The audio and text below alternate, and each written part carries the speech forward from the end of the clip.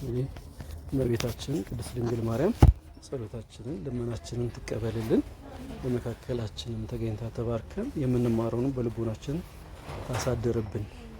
እንግዲህ ነገረ ማርያም የሚለውን በተለያየ መልኩ ምናልባት ሰምታችሁም አንበባችሁ ሊሆን ይችላል። ነገረ ማርያም የሚለው ነገር ስንት ቃል አለው ማለት ነው? 2 ቃል አለው አይደለ? ምንና ምን? ነገርና ማርያም። ነገር የሚለው ሲፈታ ምንድነው?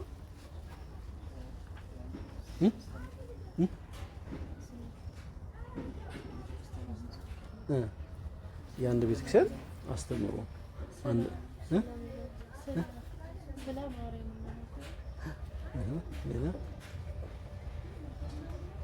ነገር የሚለው አንድ ነገር አጉልቶ አብዝቶ አርቅቆ መግለጫ መናገሪያ ማሳያ ሆኖ ያገለግላል ማለት ነው። አብሮ ምን አለ ማለት ነው? ማርያም። ነገረ ማርያም ስንል ስለ እመቤታችን ስለ ቅድስት ድንግል ማርያም የምንማረውን ትምህርት የበለጠ የሚገልጥ የሚያሳይ የሚያጎላ የሚያረቅ የሚተነትን ብለን ልንጠራው እንችላለን ማለት ነው። እንግዲህ ቅድም ምን እናነሳለን በሚለው ላይ እንደነገርኳችሁ ስለ እመቤታችን ስለ ቅድስት ድንግል ማርያም ከስሟ አንስተን እንደ መግቢያ እስከ ምን ድረስ እናወራለን ማለት ነው? እስከ እርገቷ ብለናል አይደለ? እንግዲህ በመጽሐፍ ቅዱሳችን እንደምንመለከተው የተለያዩ በማርያም ስም የተጠሩ ብዙ ስሞች አሉ አይደለም?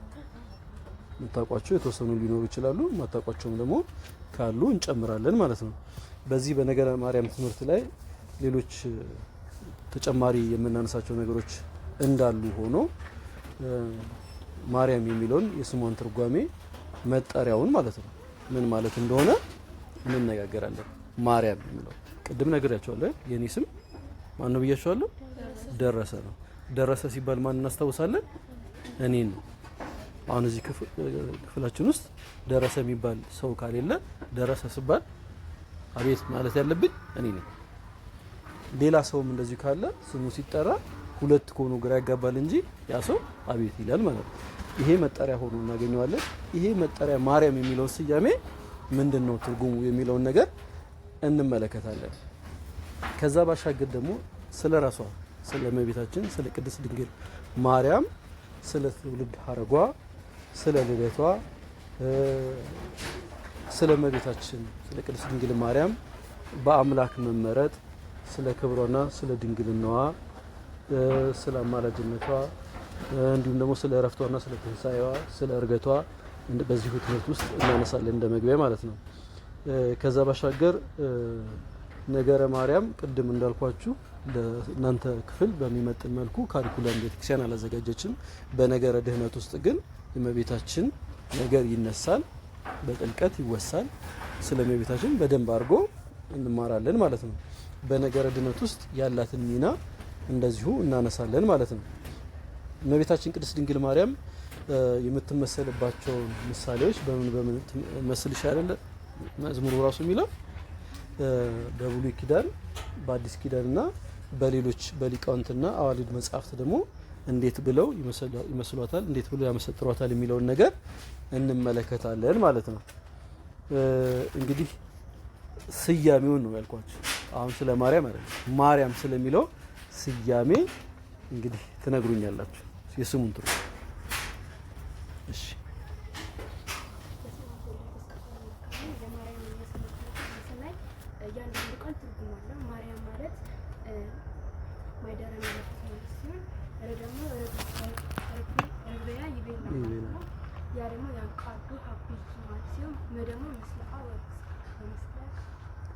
ቃል የተሰማለ አሁን እህታችን ምን አለችን ማለት ነው?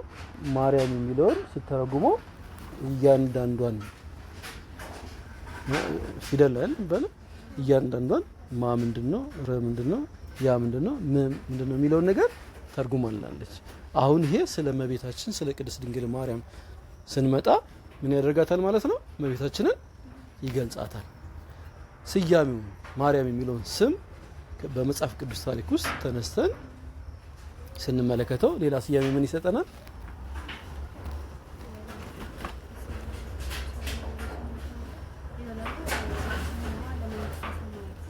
መርሃ ለመንግስተ ሰማያት ነው። እሺ ቃል ይተሰማልን። ሌላ ከወንዶችስ?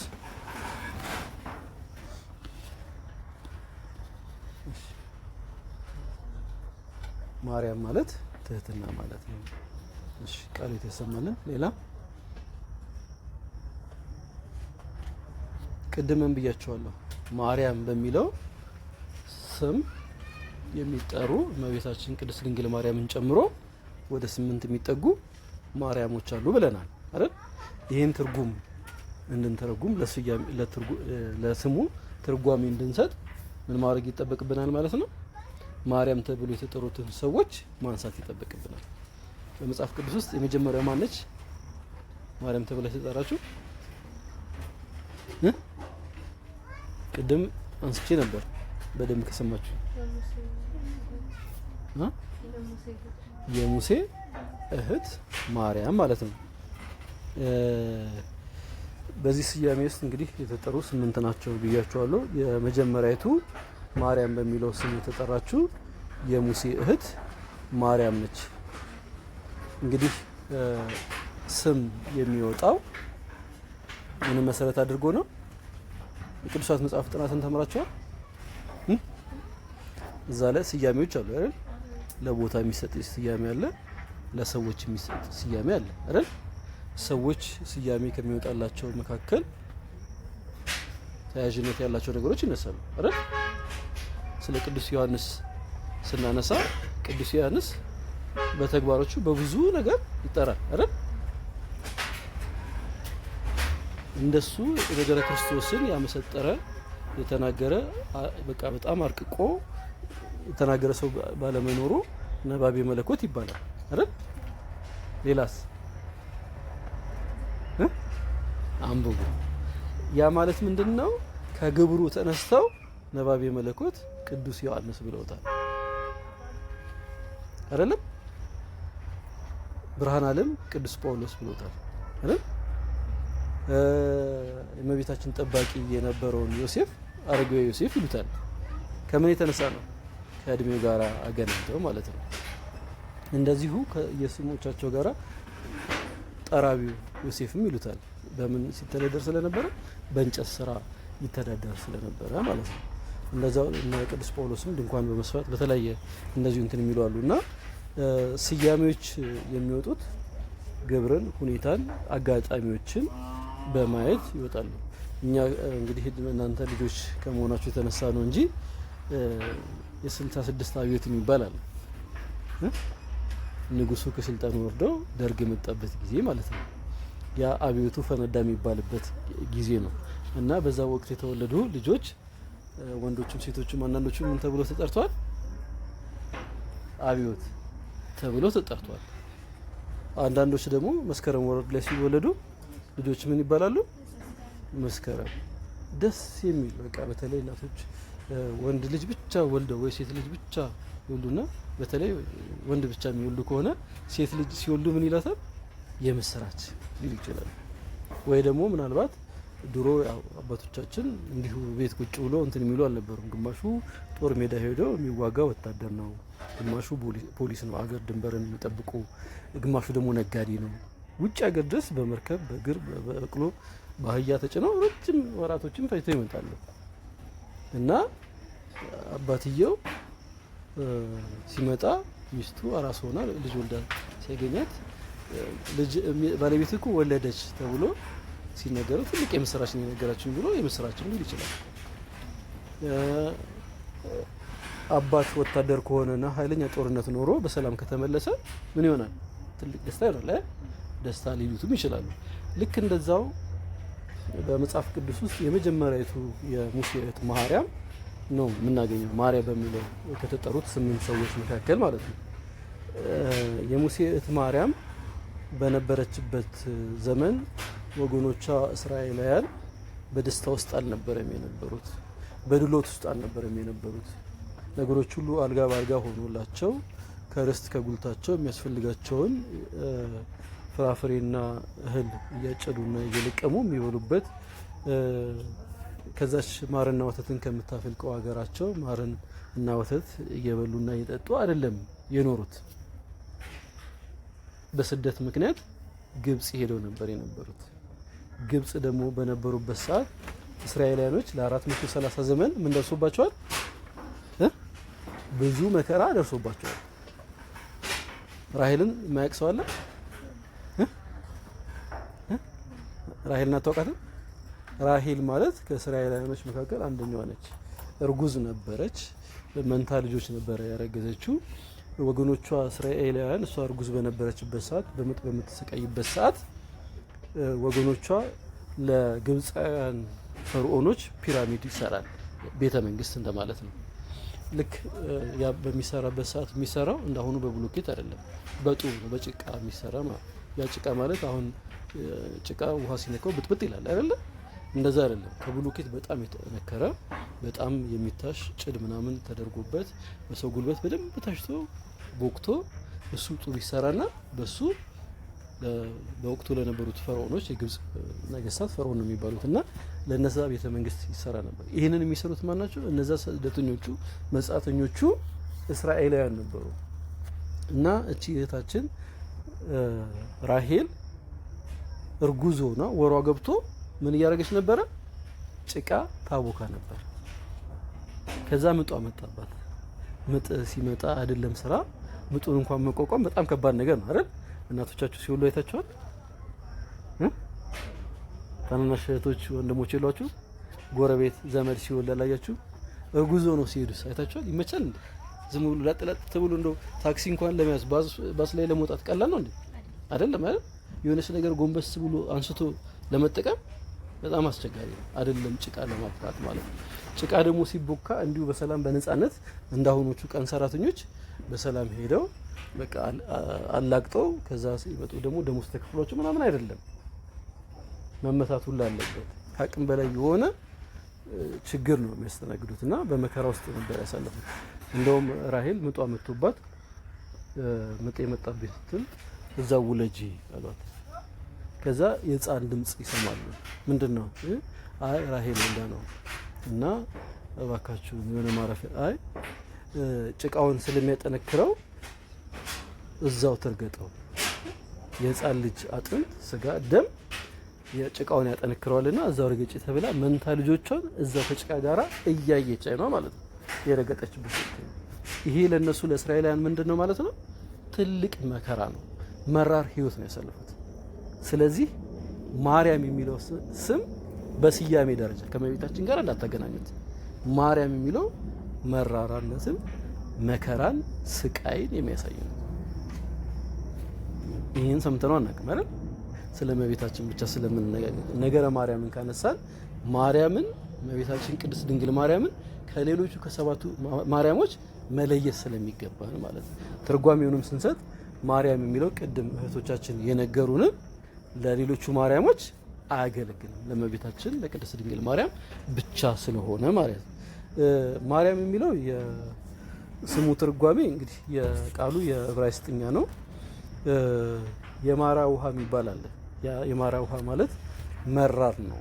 እንደውም ምንድነው የሚባለው? እንደዚህ ምጥ ያዛቸው ወይ በእርግዝና ወቅት ያለው አይ ውሃ ነው። እሱን እንኳን ሲጠጡት ምጣቸው ምንድነው ጽንሳቸውን ያስወርዳቸዋል እና በጣም መራር ነው። እና በዚህ መጽሐፈ ሩት ላይ ኑሃሚን የአቤሴሎም ሚስት ትታወቃለች።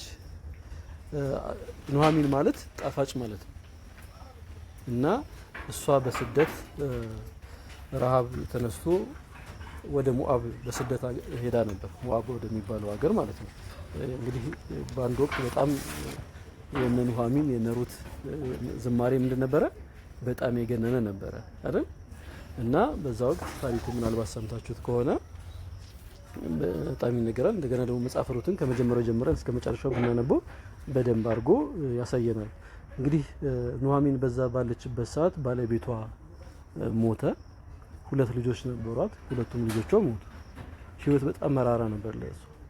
ነግሬያቸዋለሁ። ኑሐሚን ማለት ጣፋጭ ማለት ነው ብያቸዋለሁ። ሀብት ንብረቶቿ ሁሉ አጠፉ። ባለቤቷ ከሞተ፣ ልጆቿ ከሞቱ፣ ሀብት ንብረቶቿ ከጠፉ የሰው ሀገር ላይ ምን ትሰራለች? ምንም አታደርግም አይደል? አሁን እህቶቻችን አረብ ሀገር ይሄዳሉ አይደል? ሰርተው ያጠራቀሙት ገዝተው ሀገራችን ስንሄድ እንጠቀምበታለን ብለው የገዙት ቁሳቁሶች በጠቅላላ በተፈጥሮ አደጋም ይሁን በሰው ሰራሽ አደጋም ይሁን ወይ ደግሞ አሰሪዎቻቸው ነጥቋቸውም ይሁን ወደ ኤርፖርት ሄዱም ሌባ ወስዶባቸው ሁሉ ነገር ከወደመባቸው ሰው ሀገር ምን ይሰራሉ? ባዶ እጃቸውን የሚመጡ እህቶች አሉ አይደል? የነሱማ የከፋ ነው። እዚህም እኮ ያሉት እኮ ወንድሞች፣ እናቶች፣ ዘመድ ምናምን እኮ እነሱ ከዛ ልከው አስቀምጡልን ሲሉ ውድም የሚያደርግባቸው ሰው አለ አይደል? እቃ እንኳን ገዝተው እዛ ስመጣ የሆነ ነገር ከፍቼ ይሰራሉ ሲል ሸጦ የሚጠብቃቸው አለ። እንዲህ አይነት በደል ይደርስባቸዋል። እና ኑሐሚን እንደዚህ አይነት አስከፊ ነገር ሲያጋጥማት ወደ ሀገሯ ሄደች። በጣም የታወቀች ሰው ስለነበረች ባሏን አታ፣ ሁለት ልጆቿን አታ፣ ሀብት ንብረቷን ሁሉ እንትን ብላ ባዶ እጇን ስትመለስ አሁን የሆነ ቦታ ሄዳችሁ ስትመጡ አሁን ክረምት ላይ አጎቶቻችሁ ጋር አክስቶቻችሁ ዘመዶቻችሁ ጋር ሄዳችሁ ልክ ስትመጡ ትምህርት ቤት ሊከፈት ሲል ጎረቤት ምንድን ነው የሚመጣው የሚለው ከሊት መጣች። አሁን እኔ ስመጣ ደረሰ መጣ ምናምን ይሉኛል አይደል? ለምን ጠፍቼባቸው ስለነበረ ስለመጣው ደስ ይላቸው እንኳን ደህና መጣ ብሎ ምናምን መቼ ነው የመጣው? ምን ነው ጠፋ? እኛ እኮ ከዛሬ ነገ ትመጣለህ እያለን ስንጠብቅ ምናምን ተብሎ ጎረቤት ይሰበሰባል አይደል? ልክ እንደዛ ሲሰበሰብ እሷ ምን ሆናለች? እነሱ በደስታ ነበር እየተቀበሏት የነበረው። እሷ ግን በጣም ከፍቷት ነበር። ኑሐሚን አትበሉ ማራ ብሉ። ማራ ምን ማለት ነው? መራራ ማለት ነው። የመከራ ዘመን የስቃይ ዘመን አሳልፋ ስለነበረ ማለት ነው። ህይወቴ እንደ ድሮ አይደለም አሁን መሮብኛል ስትል ነው ማራ ያለችው ማለት ነው። እንግዲህ ማርያም የሚለው ነገር ስያሜ ሚር ከሚለው የዕብራይስጥ ቃል የተገኘ ነው። አሁን ግሶችን የተወሰኑ ቃላቶችን ከዚህ ከግዕዝ የተገኘው እያልን ምንፈታቸው አሉ አይደል? ልክ እንደዛ ሁላ ማርያም የሚለው የዕብራይስጥ ቃል ነው። ሚር ከሚለው ቃል ነው የተገኘው እና ሚር ማለት ደግሞ የመረረ የጠነከረ ያመፀ ማለት ነው። ማርያም የሚለውም የስሙ ትርጓሜ መነሻው ይሄ ነው ማለት ነው። ስለዚህ እነዚህ ሴቶች የሚጠሩበት ማርያም የሚለው ስያሜ ትርጉሙን ካየ ነው መራራ ማለት ነው ማለት ነው። እንግዲህ ያው በመጽሐፍ ቅዱስ ውስጥ ማርያም ብለው በሚለው ስያሜ ከተጠሩት ውስጥ የሙሴ እህት ማርያም የስሟን ትርጓሜ ስነሳ እስራኤሊቷ ማርያም ህዝቦቿ ህዝበ እስራኤል ህይወታቸው የመረረበት ጊዜ ስለነበረ የባርነት ቀንበር የከበዳቸው ጊዜ ስለነበር አንድም ከነሱ መካከል አንዷ የሆነችው ቅድም ታሪኳን የነገርኳችሁ ራሄል መጥቶባት ልጇን በክብር እንደ ማንኛውም ሰው አቅፋ ስማ ጡት እያጠባች በጀርባዋ አዝላ ማሳደግ በሚገባበት ሰዓት እንደ ሴቶች ልማድ ልጇን ማገልገል ሲገባት እሷም እንደ ሴቶች ልማድ መታረስ ሲገባት ያ ነገር ሁላ ሳይሆን ለጡቡ ጭቃ ማጠንከሪያ ይሆናል ተብላ መንትያ ልጆቿን እዛው ጭቃ ውስጥ አይኗ እያየ እንድትረግጥ የተገደደችበት እንዲሞቱ የተፈረደባቸው ሁኔታ ነው ያለውና እንግዲህ በግብፃውያን ወይ ደግሞ በፈርዖን እስራኤላውያኖች እንደዚህ አይነት ግፎችን ተቀብሏልና እናትየውም ታቅፋ ሳትስሙ ጡቷት በጣም ሳታሳድገው ከጭቃው ጋር ረግጣ ገለዋለች። የህፃኑም ደምና አጥንት ስጋ ያጠነክረዋልም ተብሎ ሞት ተፈርዶበታል ማለት ነው። ህይወታቸው በግብጽ ለ430 ዘመን መራር ነበርና የሙሴን እህት ማርያምን በወገኖቿ በእስራኤል ግፍና መከራ መራር ህይወት የተነሳ ማርያም የሚለው መራር ከመሆኑ የተነሳ ቤተሰቦቿ ምን ብለው ስም አውጥተውላታል ማለት ነው? ማርያም ብለው ስም አውጥተውላታል ማለት ነው። እንግዲህ አደራችሁን እምላችሁ ማርያም የሚለውን ይሄን ትርጓሜ ከመቤታችን ከቅድስት ድንግል ማርያም ጋራ እንዳታገናኙት። ነገረ ማርያም ስለሆነ የምናወራው ማርያም የሚለውን ለይተን ማወቅ ስለሚጠበቅብን ነው። እንግዲህ የነሱ መከራ ይሄ ብቻ አይደለም። ጭቃ አብቁቶ እዛ ውስጥ የራሄል ሁለት መንትያ ልጆች መገደላቸው ብቻ ሳይሆን ወንድ ልጅ ከተወለደ ይገደላል። ወንድ ልጅ ከተወለደ ይገደላል። ሴት ከሆነች ግን ያው ሴቶች ከወንዶች አንፃር አቅም የላቸውም። የአሁኑ ወንዶች ሴቶች ያው አቅም አላቸው፣ በጣም ጉልበተኞች ናቸው አይደል? በጉልበትም በምላስም አሁን ኃይሉ ጨምሯል አይደል? ያው ሴቶች የወንዶችን ቁጥር እንደምታዩት ራሱ እየቀነሰ ነውና ሴት ከሆነች በዛ ወቅት የነበረችው ምን እናረጋታለን ብለው ያስቡ ነበረ? ቤት ውስጥ የምታገለግል አገልጋይ እናረጋታለን ብለው ለባርነት ለአገልጋይነት ሴቶች ብቻ ነበሩ እንዲወለዱ የሚፈልገው። በስተት ከተወለዱ ይገደላሉ። ከነዛ መካከል ሙሴ አንዱ ነበር። እናቱ አይኗ እያየ እንዳይሞትባት ቅርጫት አድርጋ ወንዝ ዳር ጥላው ነበር። ታሪኩን ታውቃላችሁ አይደል? እህቱ ማርያም ቀስ ብላ እያየችው የፈርዖን ልጅ ምን ስታደርግ ነበር? ወንዝ ዳር ሄዳ ስትዝናና አየችው። ሲያዩት በጣም የሚያምር ነው። ድምጹን ለቅሶውን አይታ ስትል አዝና ወሰደችው። በእነሱ ቤት እኮ ሀዘን አይታሰብም፣ ግን የእግዚአብሔር ቸርነት ሙሴ ሕዝበ እስራኤልን ከግብጽ ባርነት ነፃ የሚያወጣ ሰው ስለነበረ ተስፋ የተጣለበት ስለነበረ እግዚአብሔር ለነሱ መዳን ታስቦ ስለነበረ ምን አደረገው? መላእክት እየጠበቀው ነበር። ከዛ ራቅ ብላ እየተመለከተች የነበረችው ሰፈራችን እኮ አንድ አራስ አለች፣ እሷ ትምጣና ጡት እያጠባች ተሰድገው ልጥራልሽ አለቻት። አዎ አለቻት። ከዛ ምን ሆነች? እናቱ እንዳሳዳጊ መጣ ጡት እያጠባች ስለ እስራኤላውያን እየነገረችው ስለ እግዚአብሔር እያስተማረችው አደገ ማለት ነው። በክብርና በሞገስ ታሪኩ ብዙ ነው፣ አንብቡት፣ ሀሳብ ሼር ተደራረጉ ማለት ነው። እና ይሄ ሁላ ግፍ ያሳልፉ ስለነበረ ቤተሰቦቿ ይሄንን ሁላ መከራ ያውቁ ስለነበረ ማርያምን ምን ብለው ጠሯት? ህይወታቸውን በሚገልጸው መራር ሸክም የከበደው ስቃይ የበረታበት ዘመን ስላሳለፉ ማርያም ብለው ጠሯት። ማርያም ማለት ህይወቱ የመረረበት ማለት ነው። ግልጽ ነው አይደል? አሁን እነዚህ ሁላ የማርያም ተርጓሚዎች ምንድነው? ከመቤታችን ከቅድስት ድንግል ማርያም ስያሜ ጋራ አይገኝም ማለት ነው። ሁለተኛው ማርያም ስንል ቅድም እህታችን እያንዳንዷን ፊደል ማ ምንድነው፣ ረ ምንድነው፣ ያ ምንድነው፣ ምንድነው የሚለው ነገር ለመቤታችን ለቅድስት ድንግል ማርያም ብቻ የሚገባውን ትርጓሜ ነግራን ነበር። ከሱ በተለየ ደግሞ ማር እና ያም ከሚሉ ሁለት ቃላቶች የተገኘ ነው ማርያም የሚለው ማለት ካሉት ውስጥ እንዲሁ ውሃ የሚያነሱትን አንድ ሁለቱን እናንሳ በሚል ነው።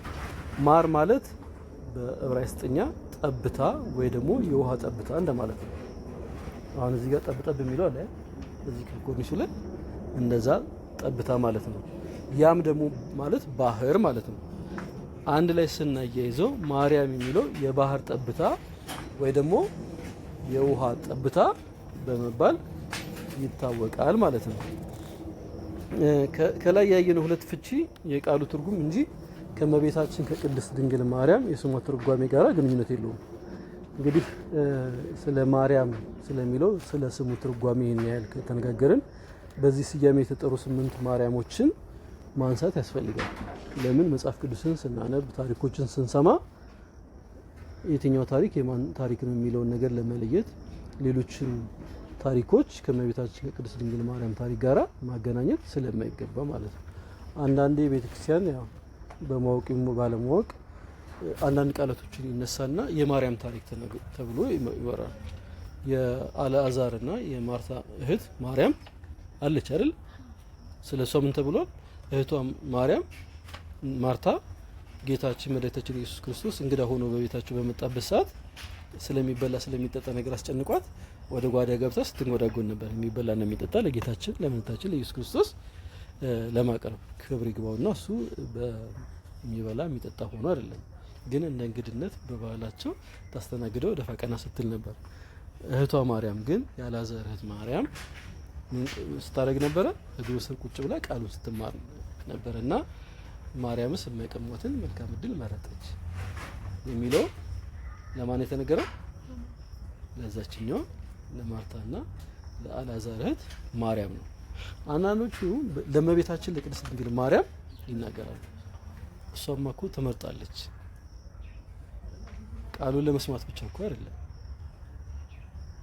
ወልደ አምላክ ኢየሱስ ክርስቶስ በመጀመሪያ ቃል ነበረ የተባለውን እኮ ስጋ እንዲለብስ ያደረገችው ከስጋዋ ስጋ ከነፍሷ ነፍስ ተነስቶ ሰው የሆነው እኮ በማን ምክንያት ነው?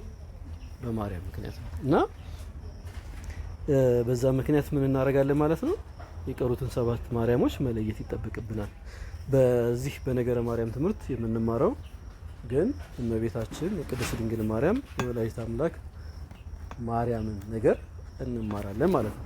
ስለዚህ ተሳትፎ አስፈላጊ ነው ብያቸዋለሁ። የቀሩትን 7 ማርያሞች አንድ ባንድ የሚነግረኝ ቅድም ማን ብለናል? አንደኛው የሙሴ እህት ማርያም ጻፋችሁ? አዎ። ያው የሚጠቅማችሁ እንግዲህ እየለያችሁ ምጽፉት እናንተ ናችሁ። ሁሉም ነገር አጽፉ። አሁን ይሄ ትምህርት የማታውቁት ነገር ሆኖ እንደ አዲስ እየነገርኳችሁ ሳይሆን ክለሳ ነው። አንዳንድ የሚነሱ አሁን እንደዚህ አሁን ያነሳናቸው የስም ትርጓሜዎች አለ። እንደዚህ አይነት አዳዲስ ነገሮች እናነሳለን። እንደገና ደግሞ ሁላችሁም ተመሳሳይ ደረጃ ላይ እንድትመጡ እየከለስን እናነሳለን እንጂ ከህፃን እስከ አዋቂ ማርያም የሚለውን ስም የማያውቃለ፣ እመቤታችን ያደረገችውን ታምር የማያውቃለ፣ እመቤታችን በህይወት ውስጥ ያላደረገችለት ሰው አለ? የለም አይደል? ሁሌ ከህፃን እስከ አዋቂ አማልጅን እንላታለን አይደል? ልጆች ለፈተና ስትቀመጡ ብለን ለፈተና ምን አስጨንቃታለን አይደል? እናቶች ምጥ ሲመጣባቸው ያስጨንቋታል። እናቶቻችን ወደ ጓዳ ሲገቡ ቤቴን ባርኪልኝ ነዱኩሚያስ ቤት ተገኝታ ምን አርጋለች? የልቡናቸውን ጭንቀት አይታ ሰርጉን ምን አርጋለች? ባርካላቸዋለች። ያለቀባቸው ወይን ልጇ ጌታችን መድኃኒታችን ኢየሱስ ክርስቶስ ውሃውን ወደ ወይን ቀይሮ ታምር ሰርቷል አይደል? እመቤታችንን እንግዲህ የማያውቅ ሰው የለም። ስለ ማርያም ለእናንተ የሚነገር አይደለም። ሁለተኛይቱ ማርያምስ ለመጀመሪያዊቱ የሙሴ እህት ማርያም ጥቅስ ካስፈለጋችሁ ኦሪት ዘጸአት ምዕራፍ 2 ከቁጥር 4 እስከ 8 እዛው ኦሪት ዘጸአት ምዕራፍ 15 ከቁጥር 20 እስከ 21 ኦሪት ዘጸአት አሁንም ምዕራፍ 20 ከቁጥር 1 ላይ ሌላ ደግሞ ኦሪት ዘዳግም ምዕራፍ 24 ቁጥር 9 ላይ ታሪኩን እናገኛለን ማለት ነው። እንግዲህ እቺ እስራኤላውያን የኤርትራን ባህር ከተሻገሩ በኋላ ቅድም እንደነገርኳችሁ ነብይት ሆና ሴቶችን በመዝሙርና በምስጋና የመራች እንስት ነች። ነገር ግን ያው በቅናት ተነሳስታ በለምጽ እንደተቀጣች መጽሐፍ ቅዱስ ይነግረናል። እንግዲህ ወንድሟም ሙሴ የኢየሩሳሌም ከነዓንን ባይወርስም ከርቀት አይቶ የቀረበት ምክንያት በመንገድ ላይ ያረፈበት ምክንያት አለ። እሷም ደግሞ እንዲሁ በመንገድ ሳለች ሞታ በቃዴስ በረሃ እንደተቀበረች መጽሐፍ ቅዱስ ይነግረናል። እንግዲህ አንደኛው ማርያም እሷ ነች። ሁለተኛ ደግሞ ማርያም ማነች? የአልዓዛር እና የማርታ እህት ማርያም ብለናል። ስለሷ ደግሞ ታሪክ ማወቅ ፈለግን የሉቃስ ወንጌል ምዕራፍ 10 ከቁጥር 39 እስከ 42 ላይ ብናነበው እናገኛለን። ሌላኛዋ ማርያም ደግሞ ማነች? መቅደላዊት ማርያም። ወንጌል በተነገረበት ቦታ ሁሉ ስሟ እንደሚነሳ ቃል የተገባላት የቀድሞ ሕይወቷ ግን ዘማዊ የነበረች ታሪኳ ተቀይሮ እንዲህ ዛሬ ጭምር እንድናነሳት የሆነችው መቅደላዊት ማርያም ነው። መቅደላዊት ማርያምን ታሪኳን ማንበብ ከፈለጋችሁ የሉቃስ ወንጌል ምዕራፍ 8 ቁጥር 43 ላይ የሉቃስ ወንጌል ምዕራፍ 8 ቁጥር 43 የማቴዎስ ወንጌል ምዕራፍ 27 ከቁጥር 55 እስከ 56 የማቴዎስ ወንጌል ምዕራፍ 27 ቁጥር 55 እስከ 56፣ የዮሐንስ ወንጌል ምዕራፍ 19 ቁጥር 25፣ የዮሐንስ ወንጌል ምዕራፍ 19 ቁጥር 25፣ የመጨረሻው የማርቆስ ወንጌል ምዕራፍ 16 ቁጥር 9። የማርቆስ ወንጌል ምዕራፍ 16 ቁጥር 9።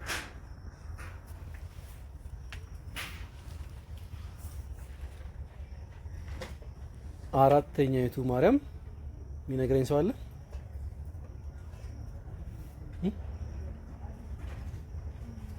ታውቁታላችሁ እኮ አሁን ትምህርት ስለሆነ እንደው ወደ አእምሮ ስለማይመጣ ነው እንጂ ታውቁታላችሁ። ለማንኛውም አራተኛ የእዝራ ልጅ የዮቶር ልጅ ማርያም፣ የእዝራ የልጅ ልጅ ማለት ነው። የእዝራ ልጅ የዮቶር ልጅ ማርያም። ስለሷ ደግሞ አንደኛ ዜና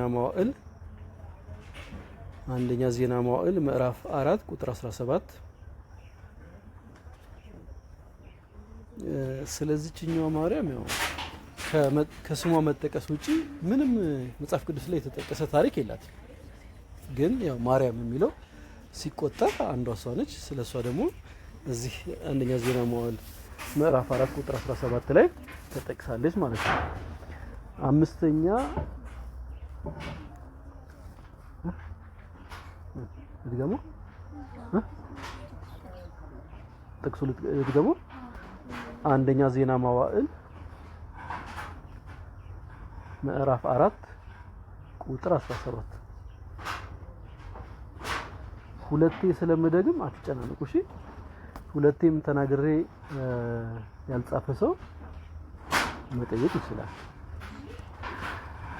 እሺ አምስተኛ ላይ ነው አይደል?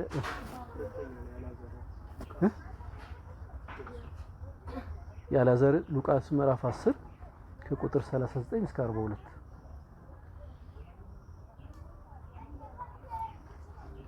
አምስተኛ የቀሊዮጳ ሚስት ማርያም፣ የቀሊዮጳ ሚስት ማርያም።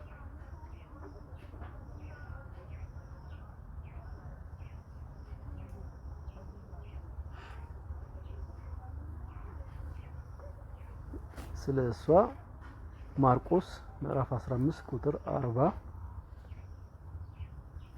እስክሪብቶ የለሽም ነው?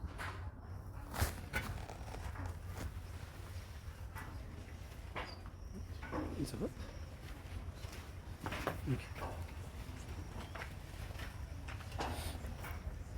የቀሊዮጳ ሚስት ማርያም የማርቆስ ወንጌል ምዕራፍ 15 ቁጥር 40፣ የማቴዎስ ወንጌል ምዕራፍ 27 ቁጥር 61፣ የማቴዎስ ወንጌል ምዕራፍ 27 ቁጥር 61፣ እዛው ማቴዎስ ወንጌል ላይ ምዕራፍ 28 ቁጥር 1፣ የማቴዎስ ወንጌል ምዕራፍ 28 ቁጥር 1፣ የማርቆስ ወንጌል ምዕራፍ 15 ቁጥር 47፣ የማርቆስ ወንጌል ምዕራፍ 15 ቁጥር 47፣ እዛው ማርቆስ ላይ ምዕራፍ 16 ቁጥር 1፣ ምዕራፍ 16 ቁጥር 1። ይሰማል ድምጽ ከኋላ? የሉቃስ ወንጌል ምዕራፍ 24 ቁጥር 10፣ የሉቃስ ወንጌል ምዕራፍ 24 ቁጥር 10፣ የማርቆስ ወንጌል ምዕራፍ 6 ቁጥር 3፣ የማርቆስ ወንጌል ምዕራፍ 6 ቁጥር 13 ቁጥር 3፣ የዮሐንስ ወንጌል ምዕራፍ 19 ቁጥር 25፣ የዮሐንስ ወንጌል ምዕራፍ 19 ቁጥር 25።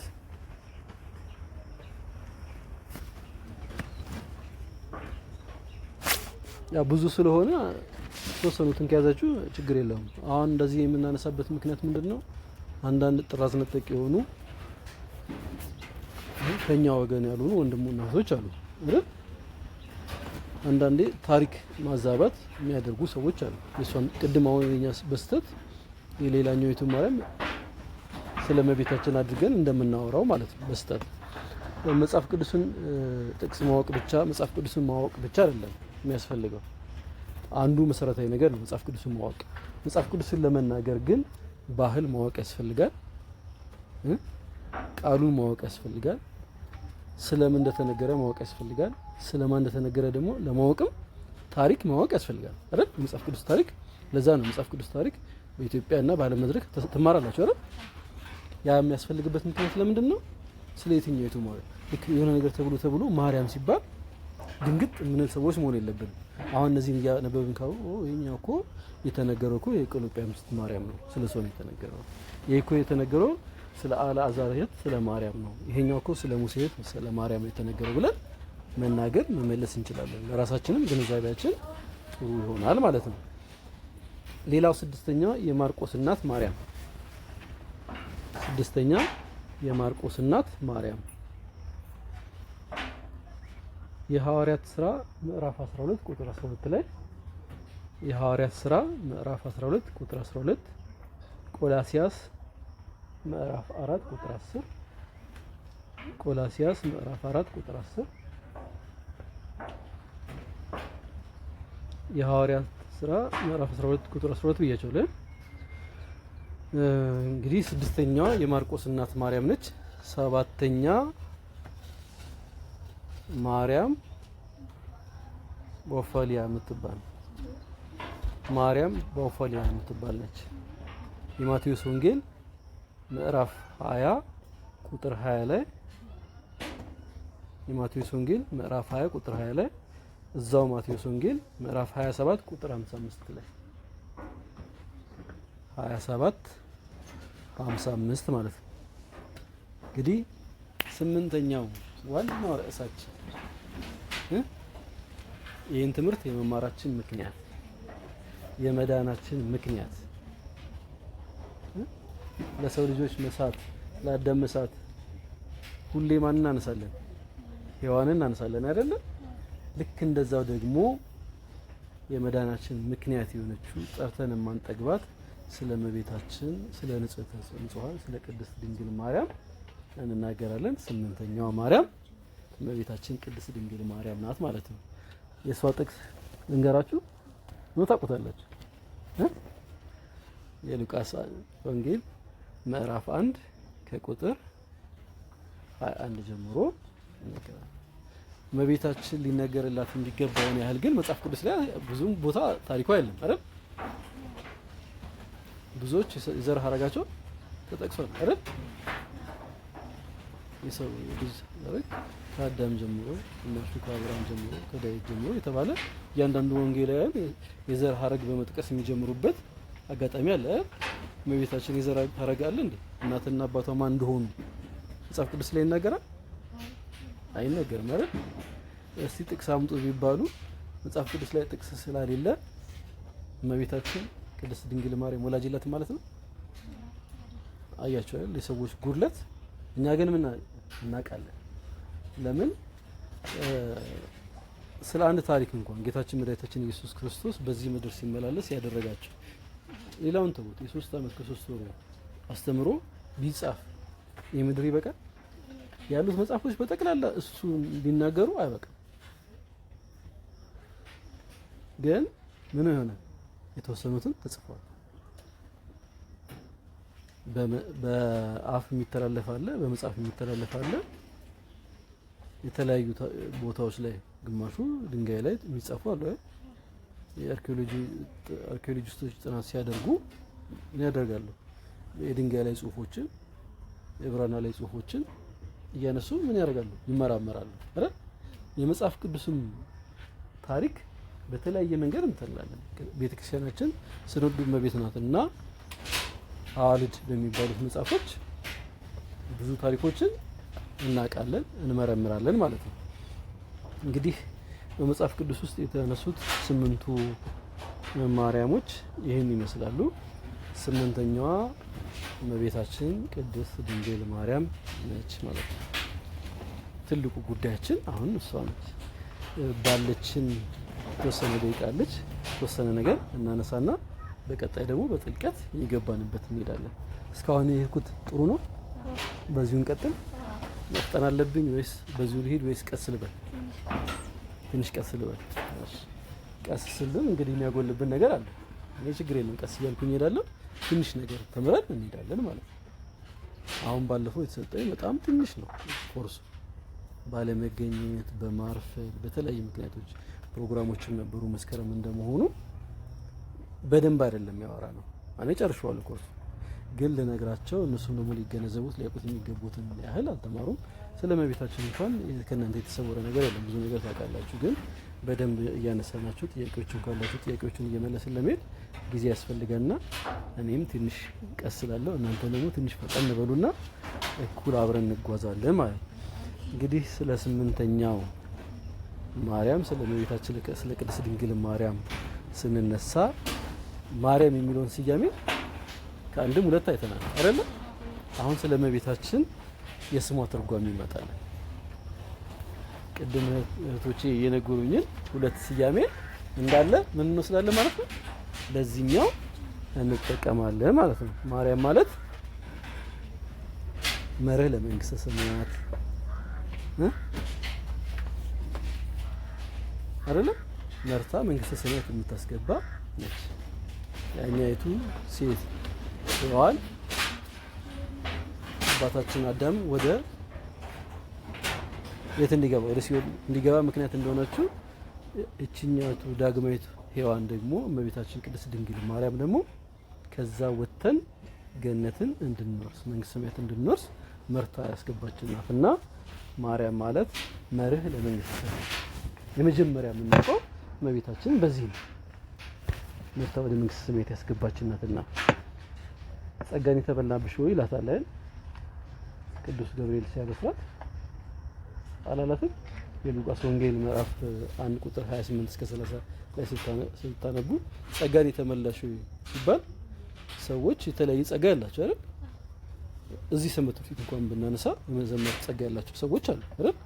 ቅድም በጸሎት ያስከፈተልን ወንድማችን መርሃ ግብር ሲመራ ነበር አይደል? መርሃ ግብር የመምራት ጸጋ ያላቸው አሉ። ቁጭ ብላችሁ የተማራችሁ ነው። ሌሎች ከሆኑ ውጭ አሉ፣ ወደዚህ ከኔ ያልመጡ ሰዎች አሉ። መማር ሲገባቸው ያልተማሩ ደግሞ ሰንበት ትምህርት ቤት አባላቶች አሉ። ይህን ኮርስ የማይወስዱ ምን ያስፈልጋል ማለት ነው? ጸጋ። እንደዚህ የተኮላተፍኩም ቢሆን ደግሞ ምን ያስፈልጋል? የማስተማር ጸጋ፣ የመዘመር ጸጋ፣ የመቀደስ ጸጋ፣ የመፈወስ ጸጋ፣ የተለያዩ ጸጋዎች አሉ። ሰው እንዲህ አንድ ሁለት ጸጋዎች አሉ። እነዚህ ሁሉ ተሰብስቦ ለሰው ልጅ ያልተሰጡ በጠቅላላ ጨምሮ እመቤታችን ምንድነች? የጸጋ ግምጃ ቤት ነች ማለት ነው አይደለም? ለዚህ ክብረ ምስጋና ለእሷ ይሁን። አይደል ብላችሁ አታመሰግኑም? ሴቶች አጨብጭ ውስጥ ደስ ይላል። ይሄው ጸጋ ያላት የጸጋው ግምጃ ቤት የሆነችው እናታችን የማነች? የኛ ናት። እኛ እሷ የኛ ስለሆነች ክብረ ምስጋና ለእግዚአብሔር ይሁን። አሜን። ሌላኛው ፍጽምተ ስጋ ወነፍስ በድንጋሌ ስጋ በድንጋሌ ነፍስ የጸናች፣ በድንጋሌ ስጋ በድንጋሌ ነፍስ የጸናች። አማርኛውን ነግራቸዋለሁ። ማርያም ማለት በድንጋሌ ስጋ በድንጋሌ ነፍስ የጸናች ማለት ነው። ሌላኛው ማርያም ማለት መልዕልተ ፍጡራን መተተ ፈጣሪ፣ ከፍጡራን በላይ ከፈጣሪ በታች፣ ከፍጡራን ሁሉ በላይ ከፈጣሪ በታች። አማርኛ መጻፍ ትችላለች። ከፍጡራን ሁሉ በላይ ከፈጣሪ በታች። አንዳንዶች እመቤታችንን የወደዷት ያከበሯት ያገነኗት ይመስላችኋልና ከሰው ወገን አይደለችም ይላሉ። እኛ እንደዛ እንላለን አንልም። ሰው ነች፣ ግን ከሰው ሁሉ በላይ ናት።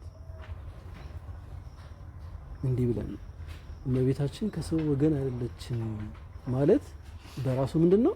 ፍቅር ሳይሆን ክህደት ነው። ይሄን ደግሞ ቤተክርስቲያናችን አታስተምርም። እናንተም በጣም ብትወዷት ከፍጡራን ሁሉ በላይ ነው እንጂ ከፈጣሪ እኩል ወይ ደግሞ በላይ ነች ብሎ ማሰብ ትልቅ ስህተት ነው፣ ክህደት ነው። የብዙዎችም እመቤት ትባላለች። አባታችን አብርሃም አበ ብዙኃን የብዙኃን አባት ይባላል አይደል? እሱ እንግዲህ የተወሰነ ትውልድ በሱ ስር ስለተወለዱ የተወሰኑ ሰዎች የተወሰኑ ትውልድ አባት ስለሆነ አበ ብዙኃን ተብሏል። እመቤታችን ቅድስት ድንግል ማርያም ደግሞ በስጋ አንድ ልጅ ቢኖራትም የሁላችንም የመንፈስ እናት ነች አይደል? ስለዚህ ላመነባት ስሟን ለጠራ ዝክሯን ላዘከረ ሁሉ ምንድን ነች ማለት ነው? እናት ነች። ስለዚህ የብዙዎች እመቤት የብዙዎች እናት እንላታለን ማለት ነው።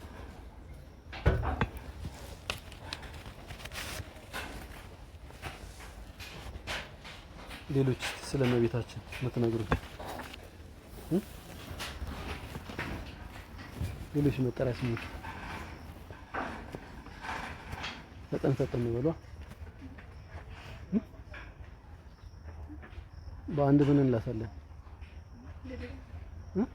ልደታ ማርያም አይደል? በ3 ባታ ማርያም፣ በ16 እንደዚህ ተያያላችሁ አጠራትም። ምንድነው ዝም የምትሉት? አሁን 3ቱ ነገርኳችሁ። ቀጥሉ።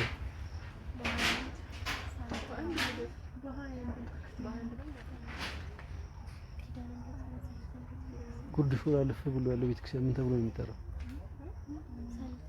ሳሊተ ምህረት ምህረት የምትለምን ስለሆነች ማለት ነው። እሺ ሌላስ? የብዙሃን እናት ብለናታል። ልጇን የዓለም ብርሃን ነው ብሏል አይደል? የብርሃን እናት ልጇ አምላክ ነው አይደል? የአምላክ ነው ወላዲተ አምላክ ተብላ ትጠራለች አይደል?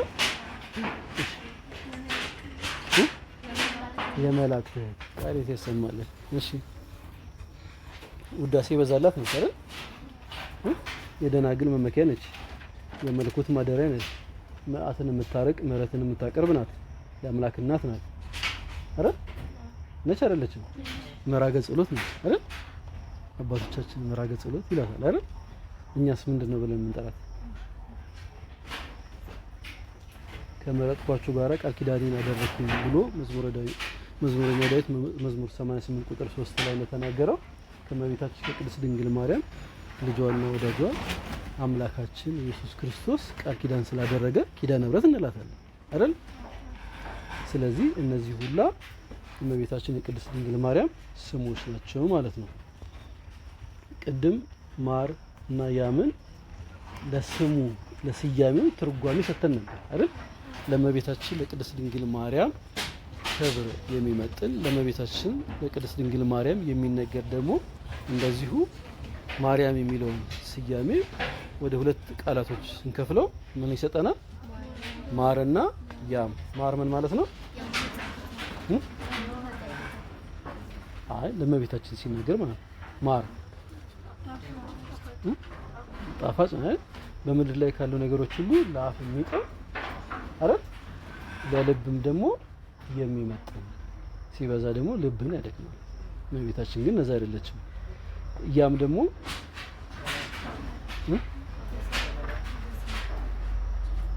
ድምጻችሁን ከፍ አድርጋችሁ አውጥታችሁ ተናገሩ። በሰማይ ያለ ጣፋጭ ማለት ነው። በገነት ጻድቃን ምግባቸው ምስጋናቸው ነው። ጻድቃን ያው ምስጋናቸው ምግባቸው ምስጋናቸው ነው ያለ። ከዛ የተነሳ ማርያም የሚለው ስያሜ ከ2 ቃል የተገኘ በመሆኑ ምን ይሆናል ማለት ነው? ማር በምድር ላይ ካሉት ነገሮች ሁሉ ለአፍ የሚጥም ለልብ የሚመጥን ማለት ነው። ያም ደግሞ ማለት በገነት ላሉ ሰዎች ለቅዱሳን ለጻድቃን የሚሰጥ ምግብ ብለናል ማለት ነው። ያ ማለት ምንድነው? በምድር ያሉ ቅዱሳንና በገነት ያሉ ጻድቃኖች ስምሽን ሲጠሩ ላፋቸው ይጥማቸዋል፣ በልባቸው ደስ ያሰኛቸዋል ሲሉ ምናልባት እመቤታችንን ማርያም ብለዋታል ማለት ነው። እንግዲህ አንድም ደግሞ ቃሉ የምንድነው ብለናል? ቅድም ማርያም የሚለውን ነገር ስንተረጉም የዕብራይስጥ ቃል ነው ብለናል። በዕብራይስጥ ማሪሃም ይላታል። ማሪሃም ማርያም አይደለም የምንለው ማሪሃም። ማሪ ማለት እመቤት ማለት ሲሆን ሃም ደግሞ ብዙሃን ማለት ነው። ማሪ ማለት እመቤት ማለት ሲሆን ሃም ደግሞ ብዙሃን ማለት ነው። ማርያም ስንል የብዙሃን እመቤት ማለት ነው። ብዙሃን ማርያም ስትባል ሰምታችሁ ታውቃላችሁ? እዚህ የሚጠራ ቤተክርስቲያን ያለ ይመስለኛል። ቦታውን እርግጠኛ ባልሆንም አለ አይደል?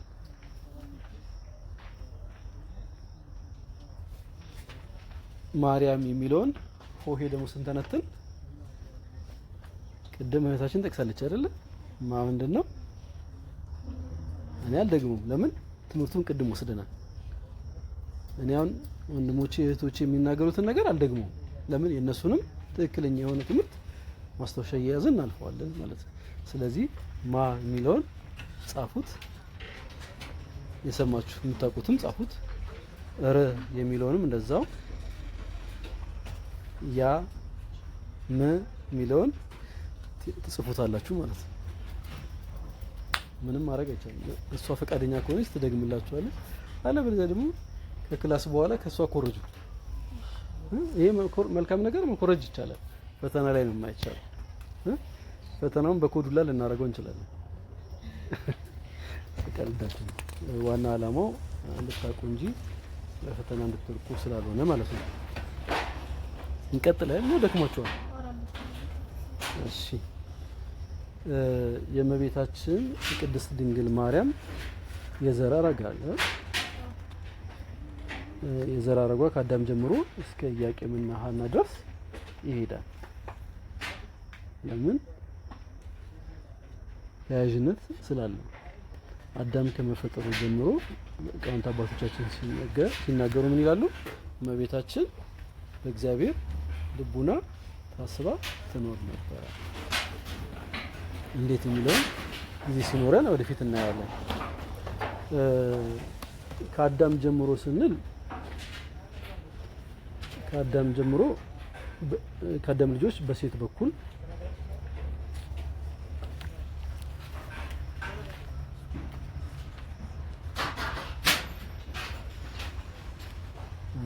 ሰዓት አልቋል። 20 ደቂቃ አለን። ያው ለመብታችን እንከራከራለን ሌላ ጊዜ ማለት ነው። ለዛሬ ግን ያው ታዘን እዚህ ላይ እናጠናቀቃለን። በሚቀጥለው ስንመጣ የእመቤታችን የቅድስት ድንግል ማርያምን የዘር ሐረግን እንማማራለን። እንግዲህ እንድንማር ያነሳሳን ሁላችንም ከየቤታችን እንድንመጣ ይሄ መርሃ ግብር ደግሞ እንዲዘጋጅልን የሰንበት ትምህርት ቤቱ የስራ አመራሮች፣ የሰንበት ትምህርት ቤቱ የትምህርት ክፍል እንደዚህ ወንድሞችና እህቶች ተቀናይተው ብዙ ዋጋ ከፍለው ይሄ መርሃ ግብር ያዘጋጁልን ያነሳሳልን።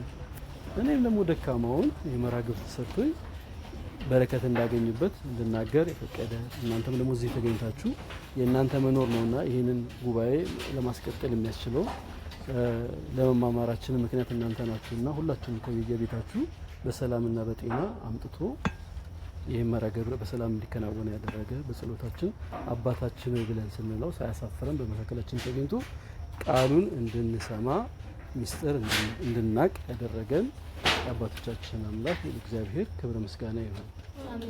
እንግዲህ ተምረን ቅድም ወንድማችንን እህታችንን እንዳለችው ከዚህ ትምህርት የምንጠብቀው ነገር አለ። ያንን ነገር በህይወታችን እንድንተው ከእመቤታችን ከቅድስት ድንግል ማርያም ረድኤትን በረከትን እንድናገኝ ከሷ ህይወትም ትህትናዋን እንድንማር ራሳችንን በንጽህና በቅድስና እንድናኖር እግዚአብሔር አምላክ ይርዳን። አነሳስቶ ላስጀመረን አስጀምሮም ደግሞ ያስፈጸመን የአባቶቻችን አምላክ እግዚአብሔር ክብረ ምስጋና ይግባው። ወስብሐት ለእግዚአብሔር። ይቆየን።